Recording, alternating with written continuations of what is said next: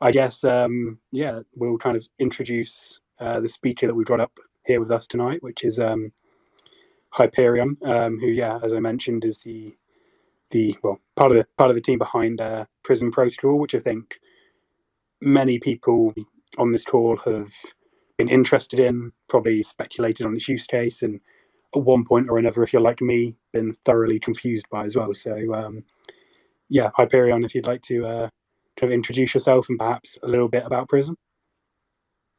Yeah, happy to. Thanks very much for the introduction. So I guess my background in all of this is that I guess I spent most of my life working in fixed income. So was fascinated with Anchor Protocol. Became very interested in Luna at the end of last year in the ecosystem, and the same reason that we're all here, and found this probably. And then I think the liquidations of last year, or of May, sorry, this year, really got me thinking about, okay, well, everyone's borrowing against the value of their asset, and obviously the value of your asset can move around and be extremely volatile, particularly in crypto. And to date, that there aren't any sensible solutions where you're able to borrow against your future cash flow. And obviously, one of the things that really makes DeFi very unique compared to traditional finance is the yields on offer. Sometimes astronomically high, and so the value that you can raise and the amount of cash flow that you can raise against those yields would be large. And so that kind of made me start putting pen to paper and come up with this idea, about how to enable that and the best mechanism to enable that for proof of stake assets. And then had the idea and rode off to Doe, and was lucky enough that Doe liked the idea and wanted to help make it happen. And so agreed to sort of help put some TFL resources on it and work together. And so we've got a great team now, myself and some really good people from TFL as well. So obviously SJ, everyone knows, is working on it, spending a lot of time on it, and very lucky to have SJ on the team as well, obviously, because he's spent a lot of his career working in fixed income as well before he moved over to DeFi. And so spun up the idea, started putting it together, and I guess fundamentally, really what we want to do is just give people different options with their tokens. So you have yield farmers, you have people that want to get leveraged long, you have people that just want to maximize their staking rewards but not have any unstaking period. And if you hold Luna at the moment, you don't really have all of those different multiple options, and that's the same with kind of any proof of stake asset. So by doing this, and splitting a token like Luna into a principal component and a yield component, you're able to allow people to choose exactly what they want to have exposure to, whether it's maximizing their yield or maximizing their exposure to price, or literally just having liquid Luna that's still earning them more yield than staked Luna would. And then some of the benefits of this mean that you're able to effectively borrow against your cash flow with no liquidation risk or daily funding costs. You're able to guarantee your yields, so you're going to be able to swap variable rates to fixed yields. You're going to be able to get leveraged exposure to Luna's price without any risk of liquidation. A lot of us, I guess, are hoping that crypto is our way out from the rat race, but we're always going to end up having fiat costs, unfortunately, I think is the reality. And so Luna yield, as we know, might be 10-15% over the next 2 years, but I don't know what that's going to be in dollar terms or pound terms, yuan terms, or Swiss franc terms, or wherever you're from. And so this allows you to sell your future yield and guarantee whatever Terra stablecoin currency you want it into. So that allows it. And then I think the biggest thing is, the liquid staking side of this, where people are able to have all the benefits of owning their Luna and all the yield and increased yield, because you're going to have more optionality, without actually without having any unstaking period, and you can instantly trade these tokens.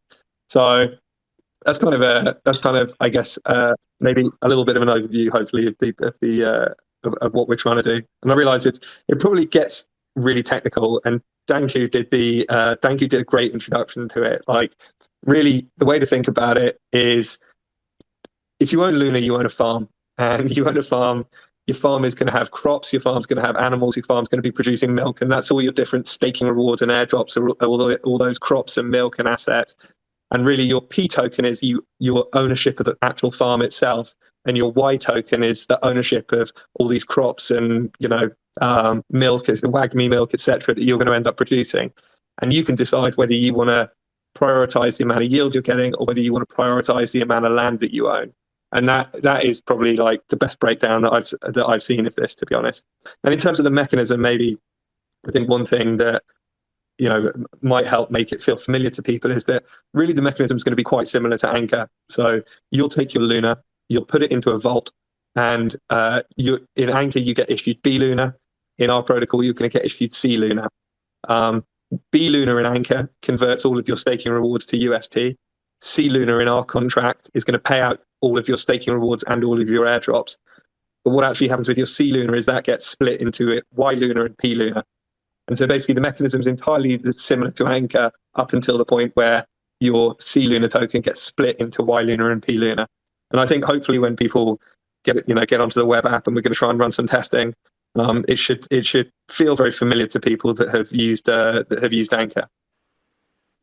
Sorry, that is my overextended introduction. No, I think that's great, and I think especially the farm example there definitely helped for someone like me who needs things explaining a few times. But yeah, that's great. And I guess kind of thinking through that. So once I've got my Y Luna, I've got my P Luna, and yeah, as you say, it kind of gives you the ability to get exposure or like overexposure to one of those two things or both of them. So I guess you can kind of take those and you could swap everything to Y Luna, right? So you could go, I'm really bullish on the milk of the farm. I would love to have exposure to that, and you can kind of take that onto the market, and you can trade and buy that up, right? And likewise, that's the way in which you get leverage long on Luna, is to buy up more principal Luna. Is that right?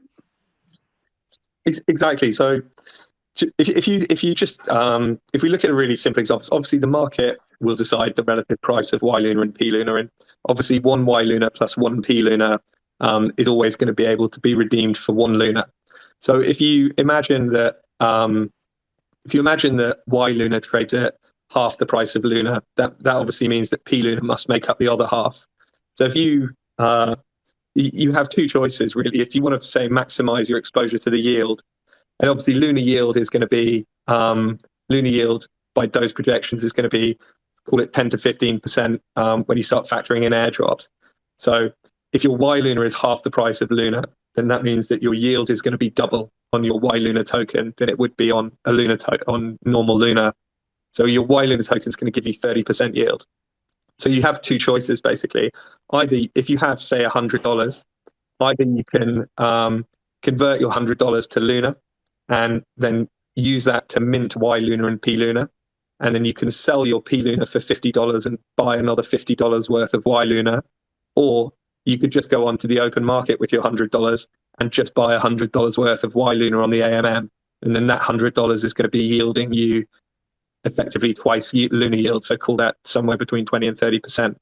So you'll have the flexibility to choose whether you want to buy on the open, or whether you want to take your Luna, mint P Luna and Y Luna, and then sell your P Luna and use that to buy more Y Luna. Yeah, that makes sense. I guess as well something. So in version 1, am I right in thinking that at launch we'll only be having perpetual yields on Luna, but in the future you're hoping to launch kind of fixed term yield Luna? Is that correct? Exactly. I don't want to make everyone's eyes glaze over by everyone starts snoring whenever I start talking about the yield curve. I was about to start going, are we about to have the first yield curve in DeFi?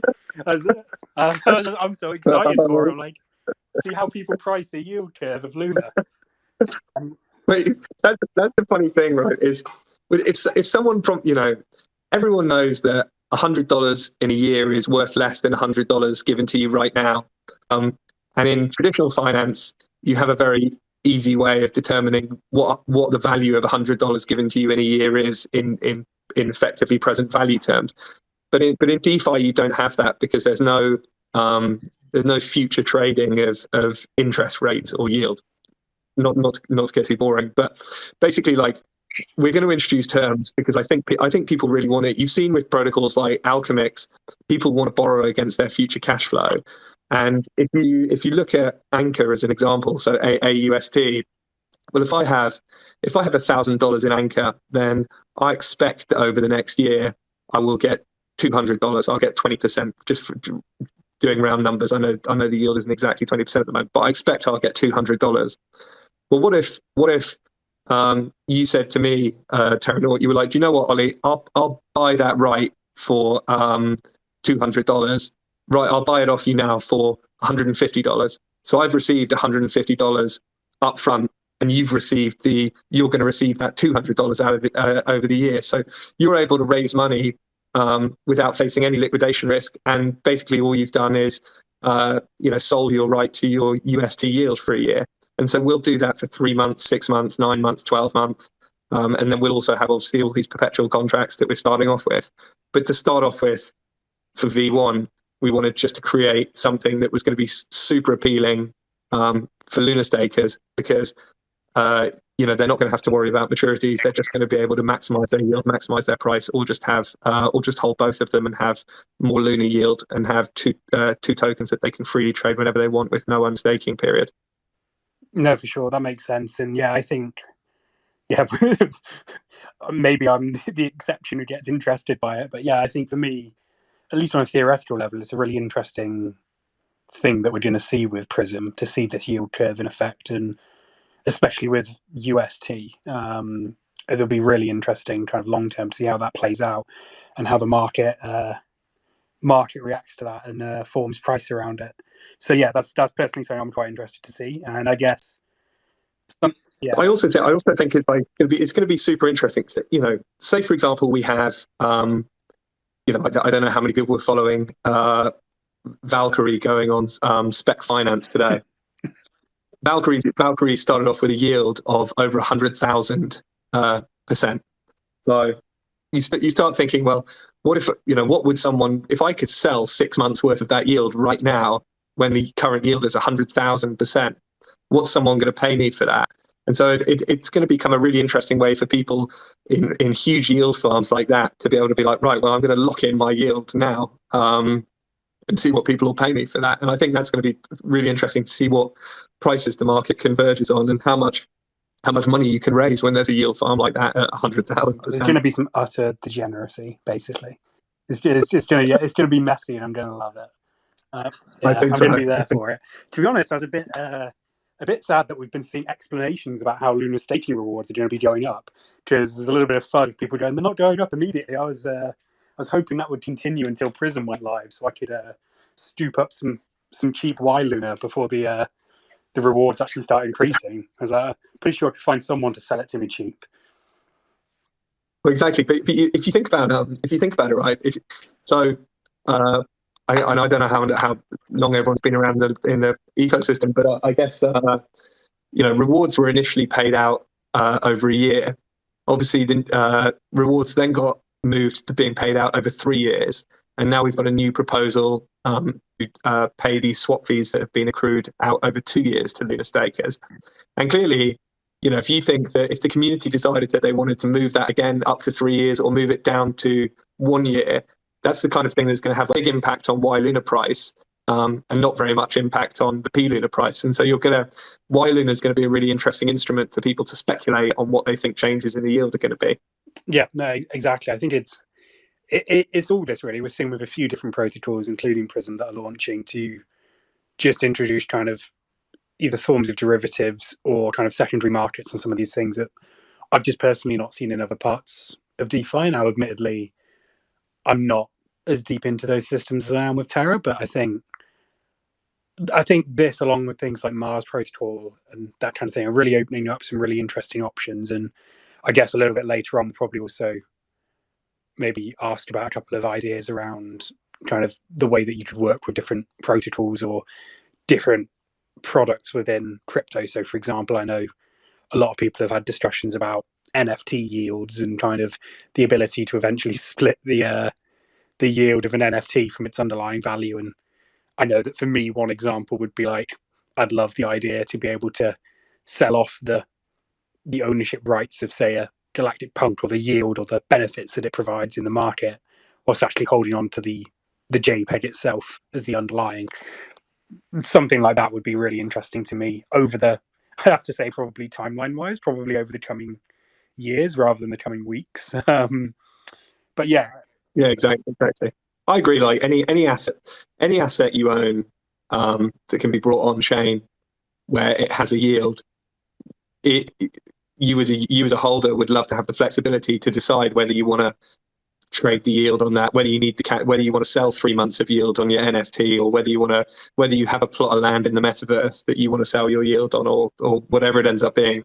So yeah, giving people the flexibility, I think is what DeFi is all about, and hopefully what we're trying to do by giving more composability for people. Yeah, no, exactly. And I think I kind of did a thread a while ago. I remember trying to write that up. I got down a rabbit hole of about 20 or 30 different ideas about just random assets I could bring on chain and split. I was getting so far down. I was like, I wonder if I could buy property, start renting it out, and sell the fixed yield up front on chain. I was like, pretty sure that doesn't work from a legal standpoint, never mind anything else. But it really does get you thinking. And I think that's the beautiful thing about it, really, because it's all about creating those kind of Lego bricks that we can start piecing together and kind of just stack things up and kind of see what's available. I mean, I think we've seen it with everyone going down the rabbit hole of MIM and AUST recently as well. There's just all these different strategies you can kind of work out for yourself that allow your money to work better for you, which as a user is something I'm really excited by. Yeah, 100% agree with that. And I think it's, I think we want to create something where it's totally permissionless, where if anyone wants to spin up an asset into a vault and split it into a yield and principal component, anyone can do it. Similar to the way that anyone can spin up a market in Uniswap or TerraSwap, as we've seen over the last few days. Yeah. That's what we like to create. Yeah. We'll say less about that and about TerraSwap specifically as well. I think both of those things are low down my list of things to talk about. I guess one thing that we haven't touched on yet, which is probably pretty important, because I actually think you guys have one of the best value capture models that we've seen on Terra, because I know it's a common complaint we've seen around some of the protocols that have launched, which is the token itself maybe doesn't reflect the value of the infrastructure that's been provided. So I know that Anchor and Mirror, for example, haven't exactly had wonderful runs, but I think with Prism you've introduced a few different ideas that should hopefully see some really strong, I wouldn't say strong like price, because I can't speculate on that, but it should represent the value of the protocol a lot better, in my opinion.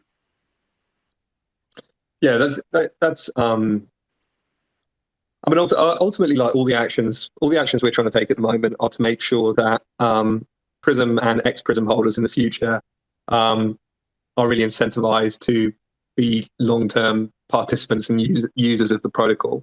And so we've tried to focus on a couple of things, and a lot of it boils down to, okay, what's Prism's utility, and okay, what's for those people that want to participate in governance, what's going to be the value capture of Prism. And so for Prism's utility, we're using a similar method to Thorchain, where on day one we're going to have 6 liquidity pools, which is going to be and the base asset of each of those liquidity pools is going to be Prism. And the reason we've done that is because when you want to swap from one asset to another asset, that means that there'll only be a maximum of 2 steps. And as we add lots more assets in the future, like ETH, Sol, DOT, Mirror, Anchor, Mine, whatever it ends up being, you're guaranteed that you'll only ever be 2 steps away from one asset. So say you wanted to go from Y Sol to P dot, you would go Y Sol to Prism to P dot. And so it adds for a lot of efficiency.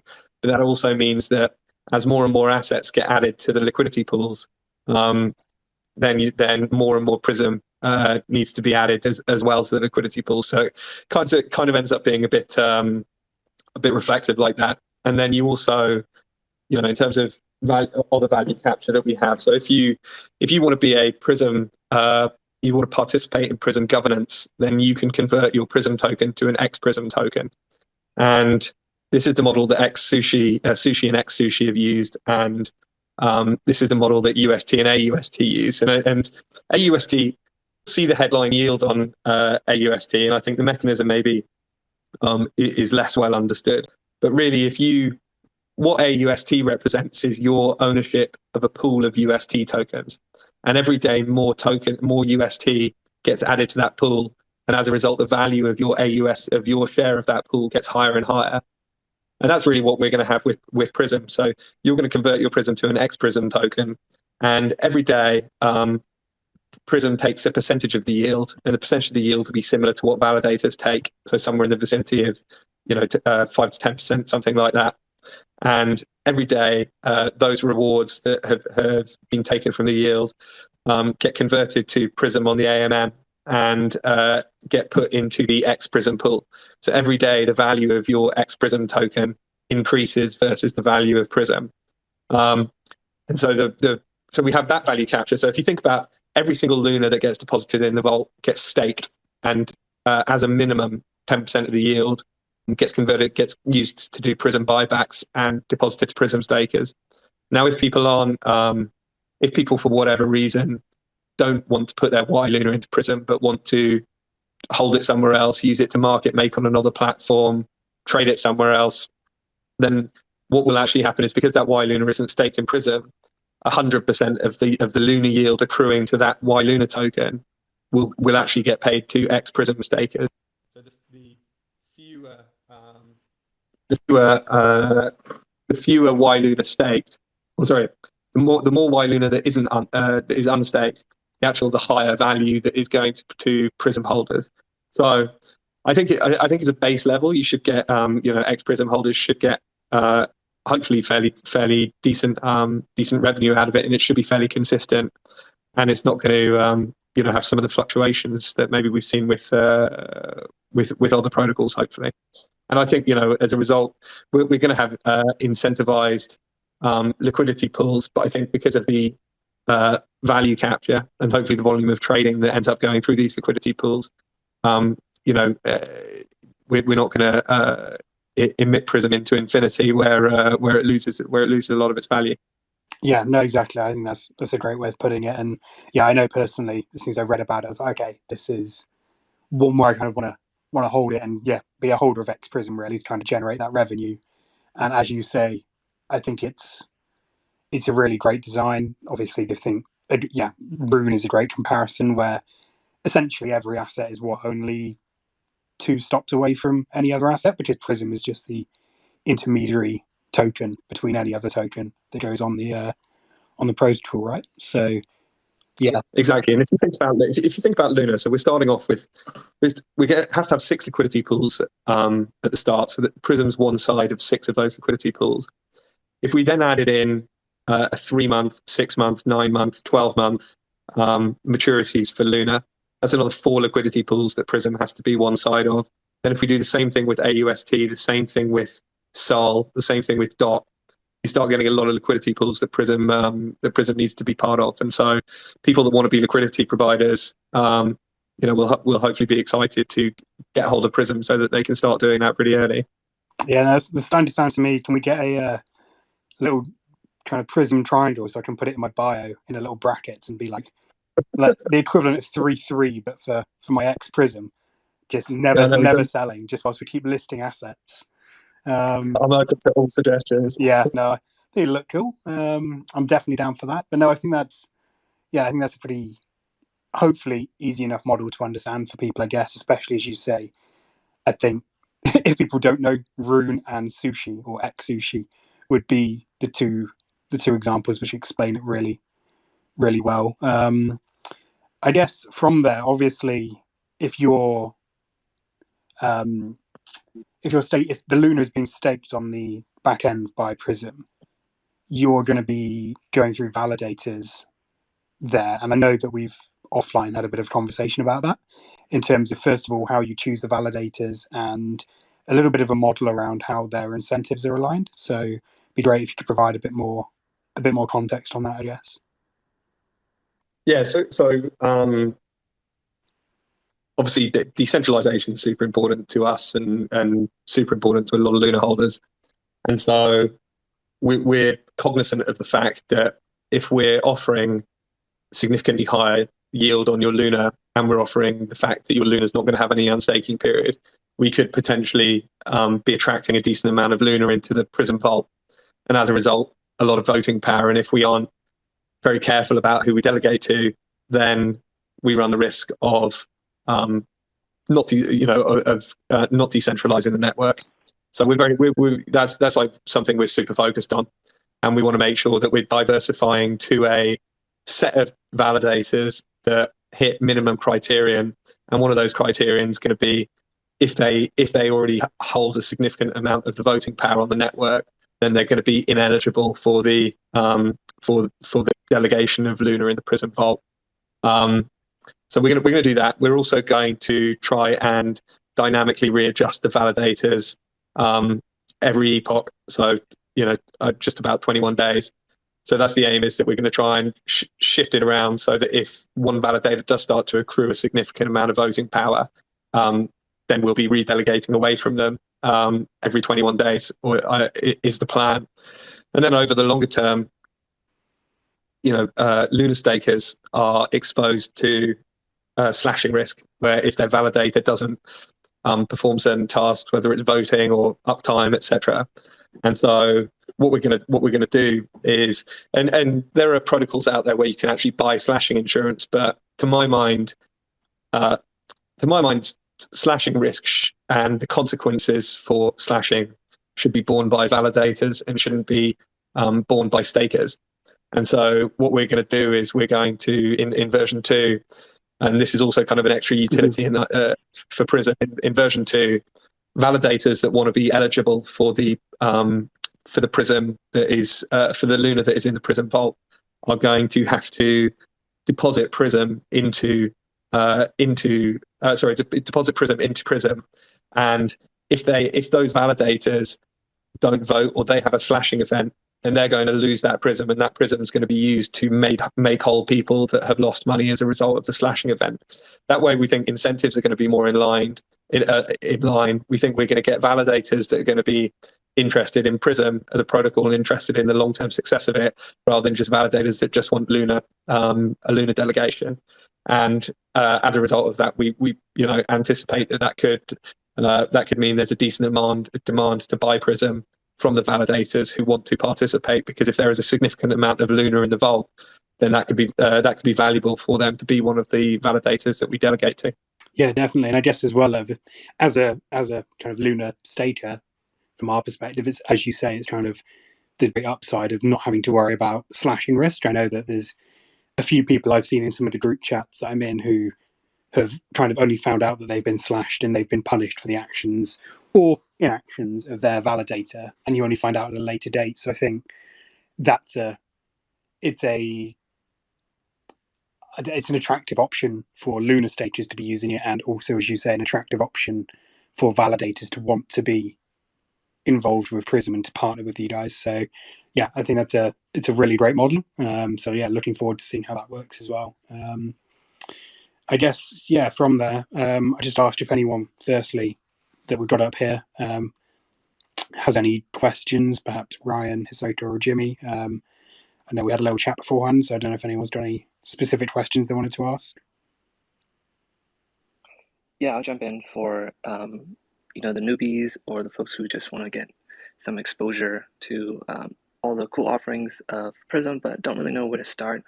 If you're completely brand new once and just still a bit overwhelmed by all the possibilities of Prism protocol, what do you suggest, like the first few things folks do to interact and start learning about getting their hands on with the protocol? Yeah, I think if you're not if you haven't done a lot of liquidity providing, and and you want to just test it out and just earn more yield on your Luna, I think the simplest thing you can do to start off with is, and we're gonna hopefully allow some sort of web app testing before we officially go live, so people could familiarize themselves with the web app. But I think the simplest thing to do, if you're a Luna staker or you just want your Luna yield, is to go into Prism and you want to put your Luna into the vault, and Prism's going to give you Y Luna and P Luna, and just hold on to your Y Luna and P Luna, stake your Y Luna in the very basic staking contract that we're going to have in there, and hold on to your P Luna, and then you're going to have your full Prism, your full Luna exposure, plus you're probably going to be able to earn additional yield on top of that, and then you're going to familiarize yourself with that. You'll familiarize yourself with the claiming process, because all of your airdrops are going to be claimed in one click. So you're not going to have to mess around with lots of different protocols. And all your, at the moment you get all your Terra stable coins in, you start getting obviously your KRT stable coin, your JPT stable coin, etc. Like Prism's actually going to convert all of those to Y Luna and P Luna for you. So you're going to get it's quite a simplified staking experience, and that way you'll have your full Luna exposure, and you'll have interacted with the protocol. And I don't want to alpha leak too much, but for people that participate early in the protocol, there's definitely going to be hopefully some extra benefits from them that will give more info on in hopefully in good time. Okay, I guess to that point, actually, that's something we maybe haven't touched on, which is, first of all, the question everyone comes here for, which is when, and second of all, I guess, especially after recent discussions in the community around launches, kind of the how. So I know obviously you guys are looking at doing the Pylon Scout model, which I think we've seen similar kinds of models on Solana recently. So I think it'd be great if you could provide just a brief explanation of what that is, and also perhaps, I guess, why you've chosen to take this approach and what the benefits of it are, in your opinion.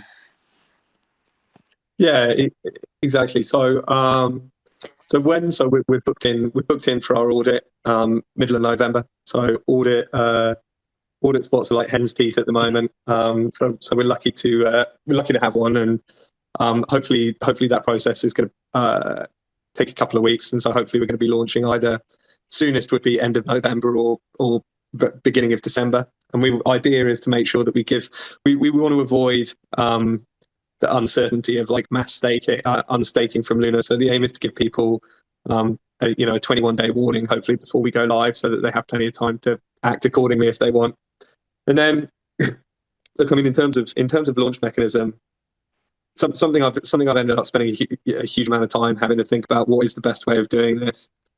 From my view on Terra at the moment, you have, none of the launches have, or launches all have their own different challenges. If we say that, whether it's restricting people by country via KYC, whether you're restricting people by wallet size, whether you're restricting people by how fast their tech is, because everyone gets botted into oblivion on some of these launches.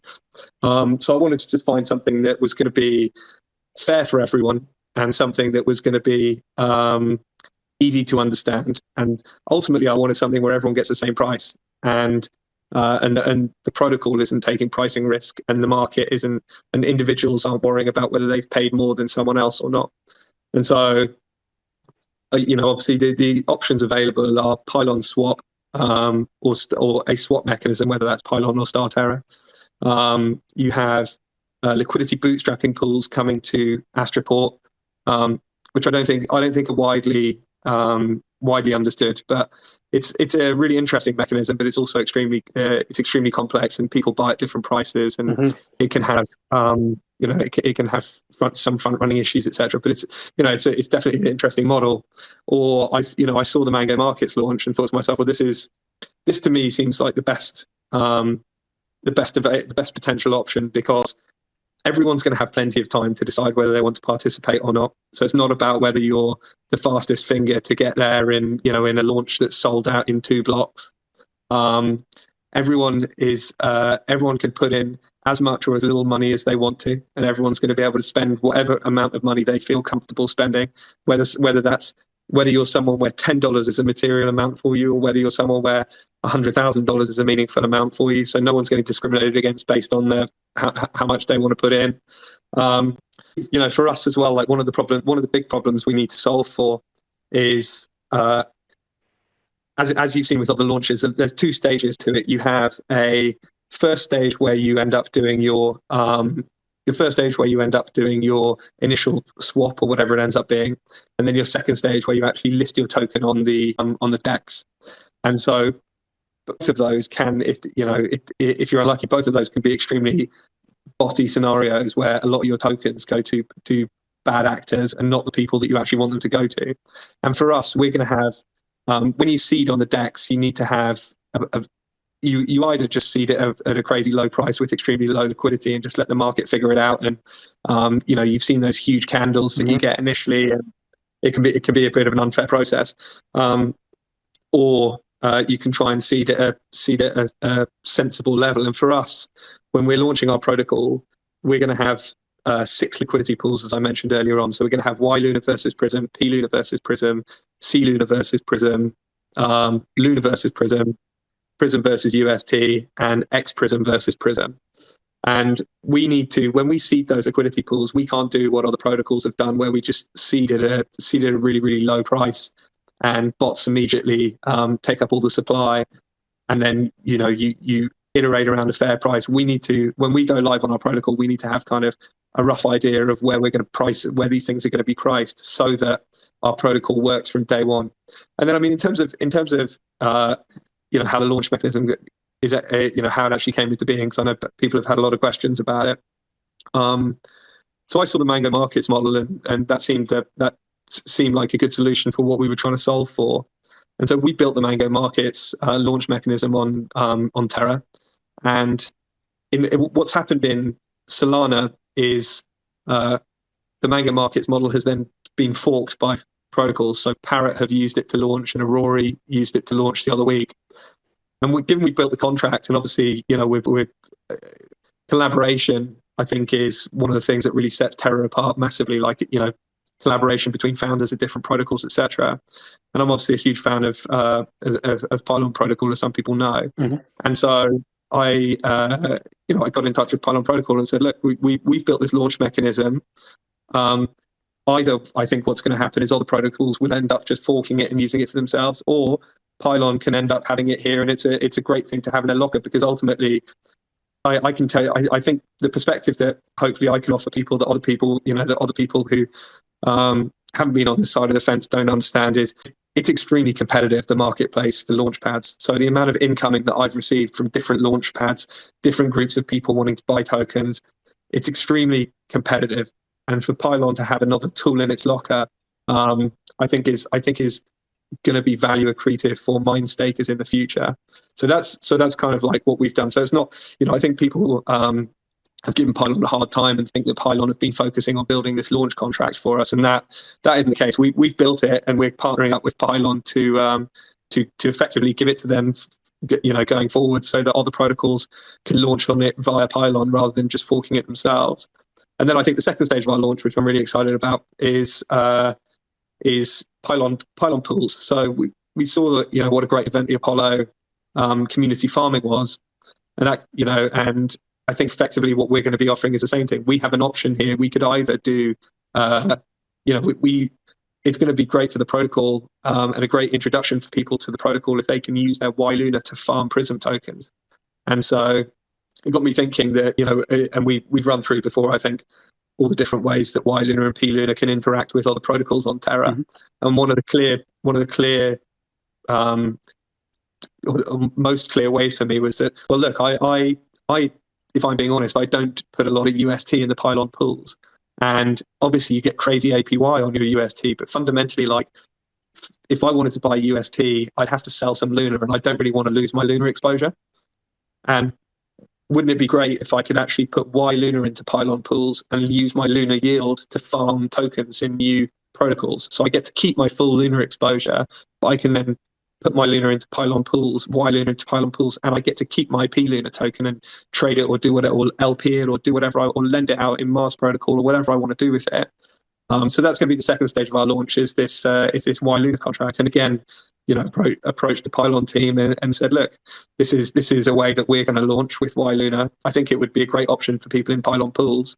If you're interested in adding it to Pylon's arsenal, we'd absolutely love that. And these are the contracts that we built for it. So hopefully that kind of gives people a bit of context around how it actually kind of came into fruition. And ultimately, we just want to be, ideally be really good partners and set off on the right foot. Yeah, no, that's great. And I think especially that last point, that's something I'm really excited by, because on a really simple level, that allows you to put your yield to use to earn a new token. It allows you to keep liquid Luna, which is obviously very useful whilst having the exposure to the asset, and also allows you to keep your liquid UST. Because I think I've said a million times, the Pylon pools are the best thing in the world if someone has a spare 500,000 lying around. You know what I mean? If you're happy to lock up that money and have it illiquid, it's amazing. But for many of us, I think we want to have the, as you said earlier, have that UST and be able to use it. And I guess going back very quickly to the launches themselves, I guess we didn't really mention exactly how the Pylon Scout itself works. So I guess my understanding of it from what I've seen on Solana is essentially it opens the pool opens, people deposit money, and there's a certain number of tokens available, and users are able to deposit as much money as they want up for a certain time period, and then that gets closed and you can withdraw your money. And basically it allows you to see what the price of the token will be prior to launch and see if you're happy with that price. Is that, I probably explained that really poorly because I've not actually had experience with it. I think you've hit the nail on the head. I mean, effectively, if you think about it, if you imagine it in just in 24-hour windows, so say, for example, and we might have slightly different times to give people slightly more time. But if you think about it, on the first day, you can put in as much UST as you want. And putting in that UST is effectively a free option for you because you can withdraw it later on as you have more clarity around what the final price is looking like it'll be. And so the first stage of the auction, the first day, you can withdraw or put in as much UST as you want. And during the second day, you can only withdraw dollars. So you can't put anything in. So if the price is something that you don't like or you think it might be too high, then you can take out your dollars, or you can wait until you see whether other people have taken out some dollars and what the price is going to be. And so, for example, if you use an example where there's, I don't know, just to use round numbers, there's 10 million Prism tokens in one pool, and there's 10 million UST in the other pool at the close of the auction, then that means that every Prism token is worth 1 UST. Yeah. And you might get to a stage, for example, in the first stage of the auction where there's, because people, it's a free option for people might put 20 million UST into the vault. And over the course of the second day, as people withdraw because they're like, well, look, maybe $2 for a Prism token is too much, or maybe $1.50 for a Prism token is more than they're comfortable paying. Then the price would go down or the amount of UST in the vault would go from, say, $20 million down to $10 million when the auction, when the sort of second day finishes, and that's the final price of the token, sets it at $1 per Prism token. Yeah, no, that makes complete sense, and I think in the interest of, I know we've got a few people up here with their hands up, so I think let's see if anyone wants to ask a couple of questions, if that's okay with you. Of course. Sure. So I think Net was actually probably the first one we had up here a little while ago. So thank you to everyone who's waiting patiently on that. So Net, did you have a question that you wanted to ask? Yeah, hopefully it's just a basic one. Maybe it has really big technical implications. But so from like a lunar staker perspective, it seems like there's going to be a bit of friction there to get stuff moved over to Prism. Are you thinking of any ways to kind of ease that friction? I mean, maybe it's like spin up a validator or something so that people can redelegate, and then your validator at launch just moves everything over to the vault or something like that. I don't know. I'm just spitballing, but it seems like a big point of friction for people moving their stake Luna over by, having to undelegate and then move it over to you. Yeah, I mean, so you're dead right. That is something that is front of mind for us. Like, obviously, I'm a Luna staker myself, and you're effectively going to miss out on 21 days worth of staking rewards. So, and also the risks are like, A, you're going to miss out on 21 days of unstaking rewards, and B, there's going to be uncertainty around when people see a lot of Luna getting unstaked, they're not necessarily going to know that that's people that are intending to put it into Prism. So those are kind of like the two things that we want to solve for. Like the first one we're going to solve for by making sure it's worth people's while, the 21 days, the 21 days of rewards that they potentially miss out on. And the second thing that's actually been chatting with some community members, and I don't know if it's going to be able to go live, but the validator solution you're suggesting, unfortunately, wouldn't work, because we actually need ownership of the Luna needs to transfer from the individual to the Prism Vault, and it's the Prism Vault that then issues the Y Luna and the P Lunas people. But one potential solution that some community members had been talking about is effectively a bridging loan using community funds, where someone is able to unstake their Luna and receive Luna from the community fund, and then they can put that Luna immediately into Prism. And then when their Luna's finished unstaking, that Luna goes off to paying their loan on the community fund. Now, like I caveat this with that's just some community members have approached me about it, and I think it's a really interesting solution. We need to build the smart contracts for that, but that is definitely something that it's a really good question. It's definitely something that is a big focus for us, because we don't want to have uncertainty in the network where people see a big unstaking and they don't know where it's going to. So if anyone's, this is a call out for anyone that has any sensible suggestions or ideas about it, like my DMs are, slide into my DMs. Great, thank you. Great. So I think, yeah, cheers for that. And I definitely want to stay in the loop on that, because that's a really interesting idea to me. I'd love to, take a loan out on the rest of my staked Luna whilst it goes, and start degenning into Prism as soon as I can. Yes, Alex, do you want to come on up? Yeah, I think Nick might have been before me. I'm just conscious I don't want to jump the queue. It's okay. Nick's one of us. He can wait. Okay, cool. Well, listen, I'm really gutted actually that I've come in very late into this chat. It's exactly what I've been always on my agenda to look for tonight, because I'm quite particularly bullish on Luna, very bullish on kind of DeFi and where that's going. Apologies if you've already covered this topic, but one thing I'm looking into at the moment is, I think DeFi 2.0 is trying to get around the issue of the misaligned incentives between the liquidity providers and the people who have a long-term incentive in the underlying protocol. So I'm just wondering, I'm sort of frantically trying to skim through the website at the same time to understand. But if there's any insight that you guys have got on that, that's something I'm particularly interested in, because what we're obviously constantly seeing is pump and dump. People are in it for the kind of short-term interest on the tokens themselves, but then they keep getting printed to keep liquidity providers engaged, which obviously drives the token price down. So that's something I'd love to have some insight on if possible.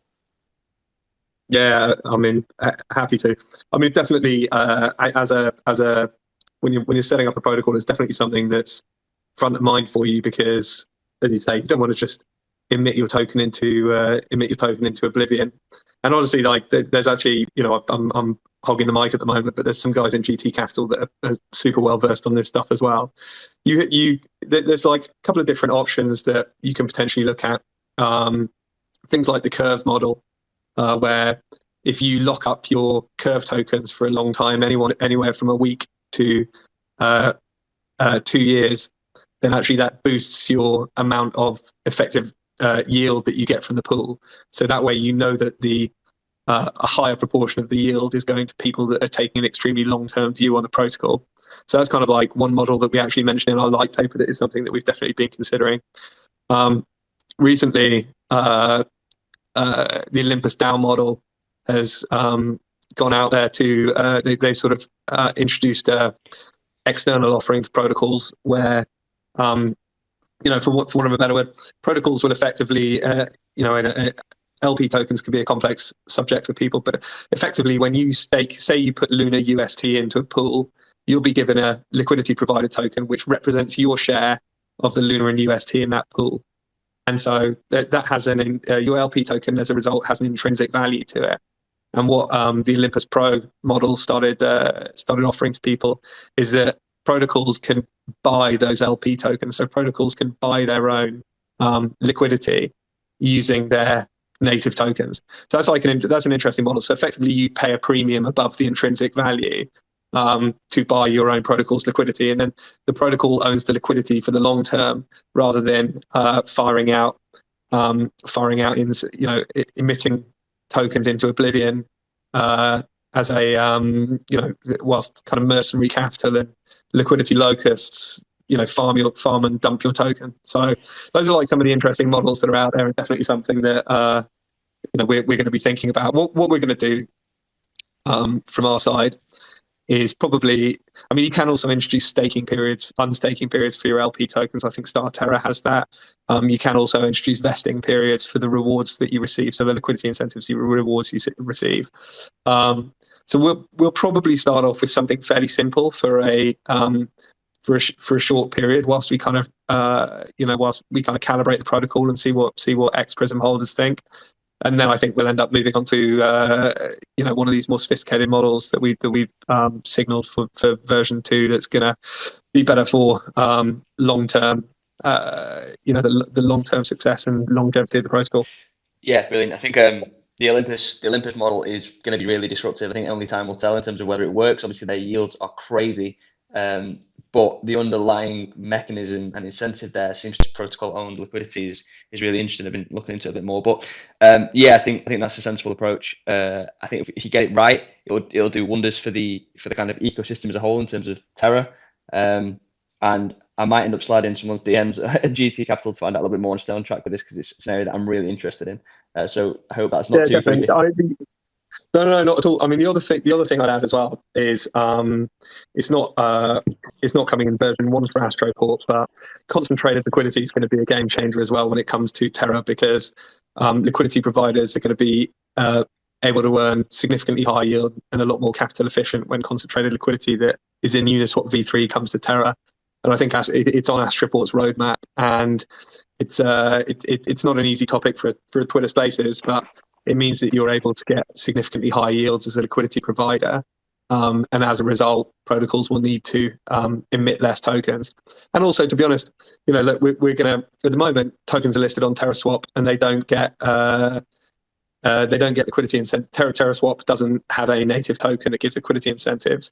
When we list our tokens on when we list them on Astroport, for example, or say they get Astroport or Loop or whatever it ends up being, you're going to get dual incentives. You're going to get Prism incentives and Astro incentives, which I think takes some of the pressure off the protocols as well.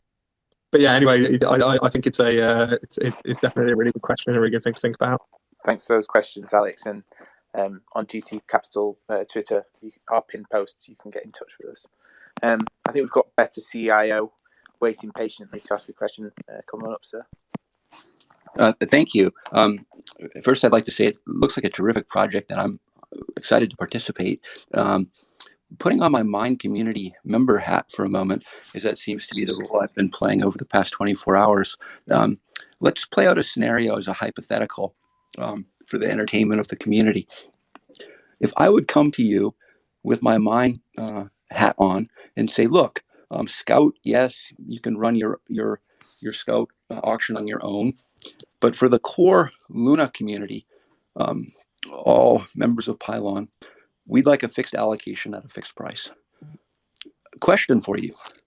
How much of your IDO allocation would you be willing to offer if you knew that it was going to humans, the core community that built Luna, the founders of all the different projects in the ecosystem, us that have been active for more than a year, bringing, onboarding the community that we have today.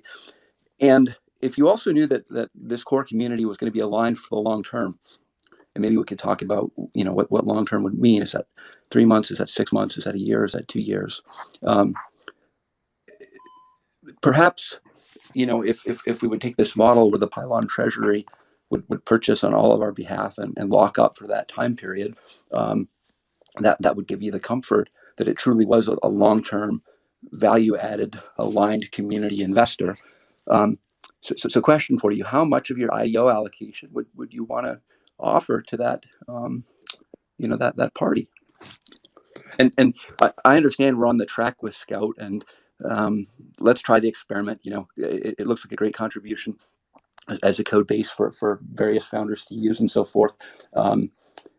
but just as a hypothetical, and maybe we don't even end up doing it, but if you could answer it honestly as a protocol founder, that would be helpful, I think, for the community of mine token holders.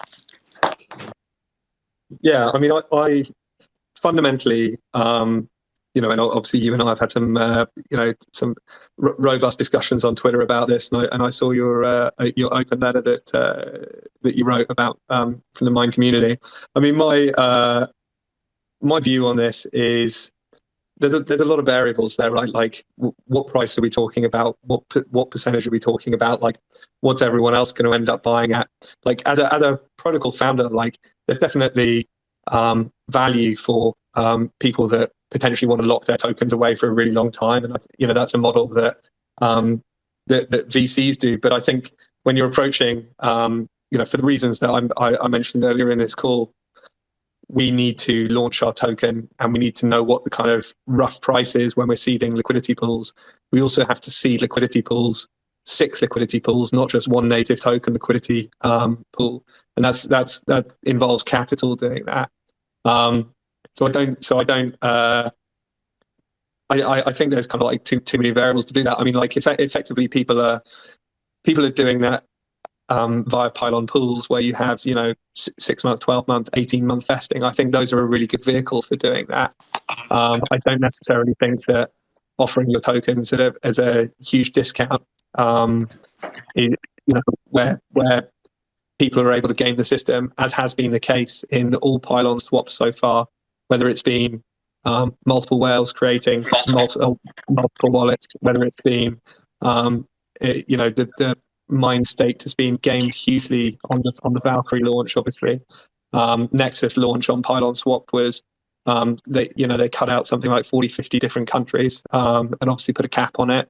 So I don't think Pylon Swap it doesn't work at the moment. There hasn't been a successful Pylon Swap, so I don't think it's a particularly attractive mechanism for protocols to launch with. So that's why we wanted to build something else. And really, I don't want to choose a price. I want to allow the community to decide what they want to do, and I don't want to discriminate against someone based on their means, because I might ask you what you think a whale is. If I asked every person on this call to define what they think a whale is, I think I'd get a different answer from everyone if I asked them to put a number on it. And whales, the sort of collective term, have shown that they're pretty adaptable in creating multiple different wallets and gaming different systems. So I think it's a really difficult one. And if I'm, as I kind of like said earlier in the call, I'm a huge Pylon fan, and I think fundamentally, I think before we, as a community in Mine, start thinking too much about all the perks that we're going to have as effective shareholders, I think we really need to focus on how do we maximize the revenue that is coming into Mine, that's going to be appropriated to Mine stakers. And from that perspective, giving protocols that are launching more options, I think is going to be value accretive to Mine stakers. And from my experience, and the amount of protocols or launch pads that have approached me, it's an extremely competitive marketplace. And I think Pylon Pools is an absolutely amazing product that offers huge differentiation for Pylon that no one else on any chain that I know of has. And I think, I put a suggestion out there that that I think that people should get, Mine stakers should get preferential rewards in those Pylon pools, so a higher APY in Pylon pools. And I think that's potentially a great option of doing that, and definitely something that would be, palatable to protocols. So in answer, I just think there's too many variables at play there. But I fundamentally believe giving protocols options will lead to higher value for Mine stakers over the long term. That's a helpful response. Thank you. I guess as just a brief rebuttal. It's not clear to me that the Mine community needs to accept running the Scout mechanism on the platform. We could tell you, look, we don't want to use that mechanism, and if you want the core community to be part of your project, you've got an allocation, carve out 10% of it. go do it on your own. You understand that wouldn't be a commercial, or sorry, that wouldn't be a rational decision by an individual to choose to do that, right? I'm not talking about a protocol owner. I'm saying like everyone's going to have the opportunity to buy Prism tokens, so we're not discriminating against anyone. And yeah, but we can group together as a community and say, look, we don't want to buy them with this particular mechanism. Offer to us through our community IDO platform, which is designed for this purpose, or go off and do it on your own. And we have the upper hand in that negotiation. That's. I mean, to clarify, we are going to be also launching from our own web app anyway. So, Pylon's going to be running a front end for it. If you don't want to participate, absolutely don't. That's the great thing about this this launch mechanism is if you don't want to participate and there is a price that isn't of interest for you, then absolutely that's your freedom of choice, and that's the fundamental thing that I believe DeFi is. You have freedom of choice. No one's imposing any restrictions on you. You know that's what decentralization and decentralized finance is, and I think that's the brilliant thing about it. So yeah, like if you feel very strongly about it from the Mind community perspective, then that definitely I think that's something to raise with Pylon. Absolutely. Yeah, I think that's a really interesting conversation. I think unfortunately we've lost him, so I'm not sure if we get a conclusion to that. But I think obviously it's been a massive conversation in the community the last week or so, and I think there's definitely valuable inputs from both sides, and I think our man Ryan is going to have a good time in his future managing those conversations. So best of luck with that, Ryan.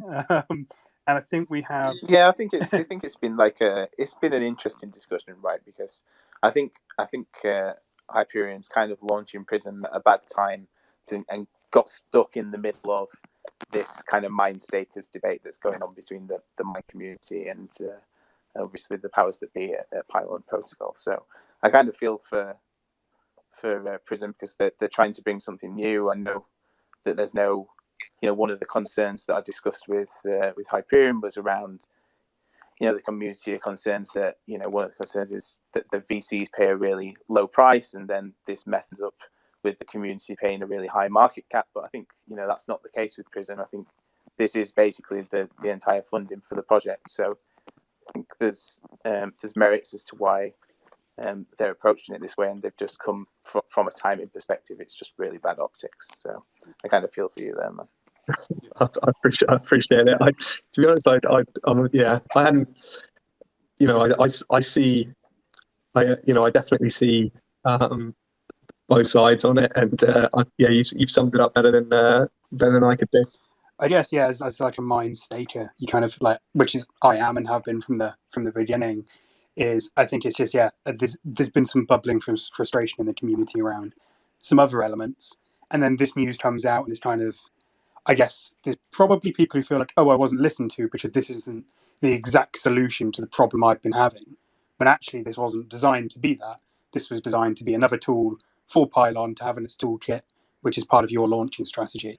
I think it's, as you say, kind of, Ryan, kind of caught in the crosshairs a little bit when actually, when we step back, there's an interesting model at the very least, which, we'll have to play around with it. Maybe it's the right launch for Prism. Maybe it won't be the right launch for someone else, and that's absolutely fine. I'd like to jump in and just kind of, just mention like how non-trivial the problem is to identify, who is a core community member, right? Is it because you have a lot of followers on Twitter engagements, or is it because like you're actually, there's on-chain data across all of your wallets that show that you're an active member, or you're engaging in these protocols, you don't dump all your airdrops.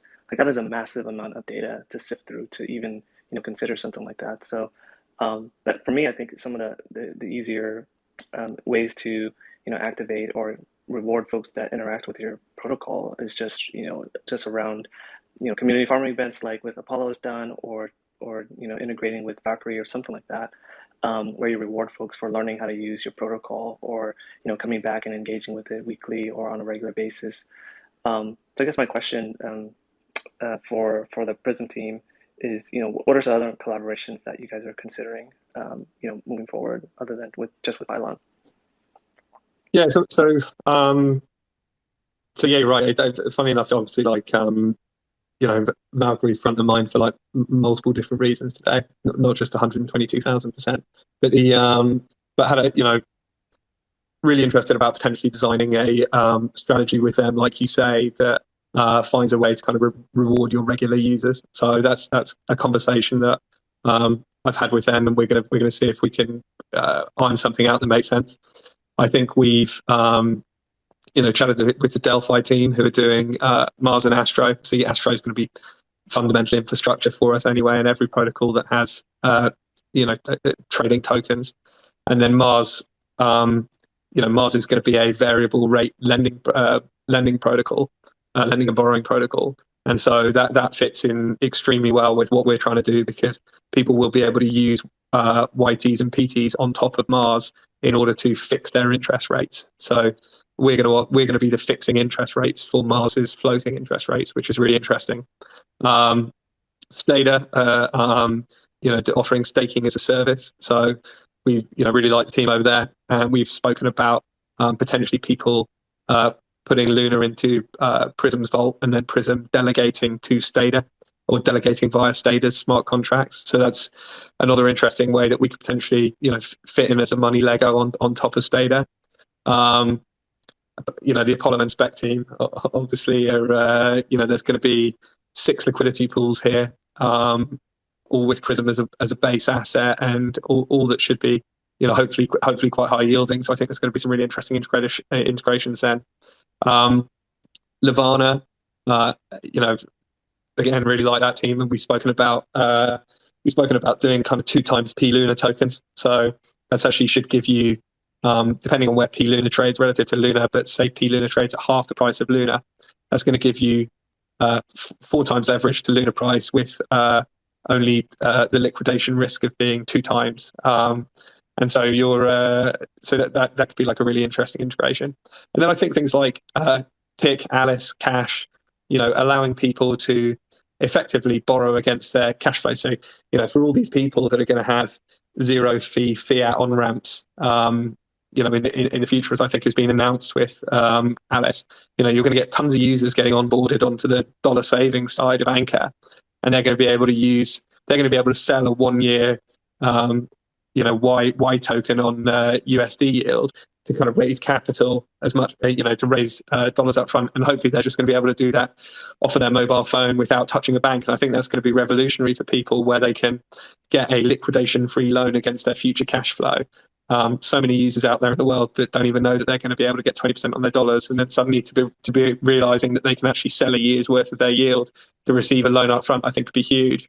Angel Protocol speak with Chauncey a lot, and I think pretty excited about people being able to deposit yield tokens into Angel in order to do lossless giving. So say I minted a 3-month Luna yield token and principal token, I could keep my principal token and give my yield token to Angel Protocol, and then Angel Protocol would get all the yield for that 3 months of Luna. And then after the 3 months, I automatically get my whole Luna back, effectively have my whole Luna back. White Whale, the team there, we've spoken a few times, because there's going to be lots of arbitrage to do, and obviously White Whale are the specialists in that. And so, but how do you think Y Luna plus Pre Luna trades against Luna? In terms of, do you think it trades 1 for 1? Does Y plus P trade it slightly over 1 Luna? What are your thoughts on that?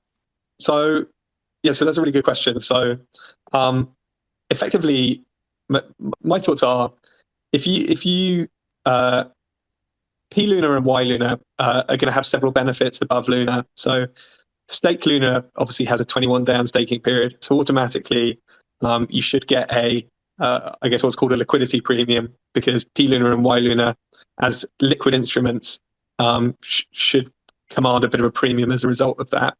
On top of that, obviously you're going to be able to generate more yield with your Y Luna and P Luna than you would with normal Luna.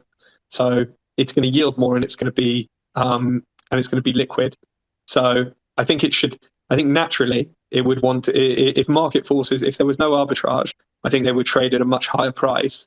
But actually, because of the arbitrage, where if I take if P Luna and Y Luna are trading at greater than the price of Luna, then I can take $1,000, I can buy Luna, I can use it to mint P Luna and Y Luna, and then immediately sell that P Luna and Y Luna for more than $1,000.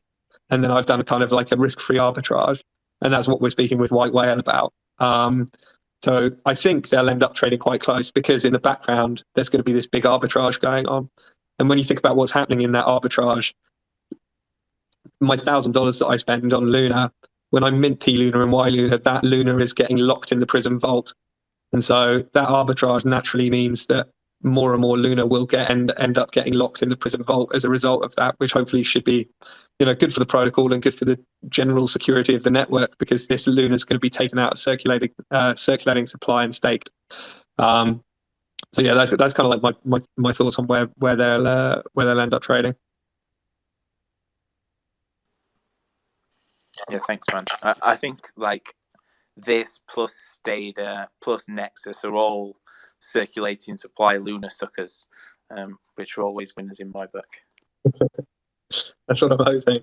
I think as well as that, they also, as you touched on earlier, Ole, they kind of offer the ability to actually do something with a lot of your Luna. So I think even looking at things like Astroport, like we don't actually have many or any at the moment options for your Luna to earn liquidity incentives besides swap fees on like B Luna. So I think, there's a few protocols coming out in the next weeks and months, Prism being one of them, which will actually give us a lot more interesting options for our Luna in general, which I don't know. I don't see it maybe explicitly spoken about in those terms quite enough, that comparable to other tokens on other chains, we haven't really seen too much of that so far. So I think that's going to be, as a user, a really interesting choice about where we go and what we do. And ultimately, as you mentioned earlier, I think how these different protocols work together. So whether it's kind of yourself and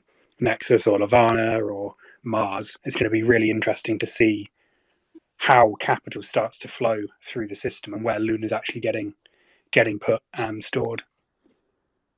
Yeah, I agree with that. I think I put out a bit of a tweet thread on it, but I think fundamentally, like what's important for Luna is what is Luna's yield and what is Luna's utility. And obviously, Anchor Protocol added yield to Luna because everyone was able to kind of use their Luna to farm Anchor at crazy APYs all of a sudden. And obviously, it added utility because Luna could then be used as a collateral asset in order to borrow. And obviously, we saw a pretty positive result, in Luna price because of that. Obviously, before the May dumping, but like exactly the same thing's about to happen. Like Luna is about to suddenly have a ton of different utility through all these different protocols and through all the different things you can do with Y Luna and P Luna.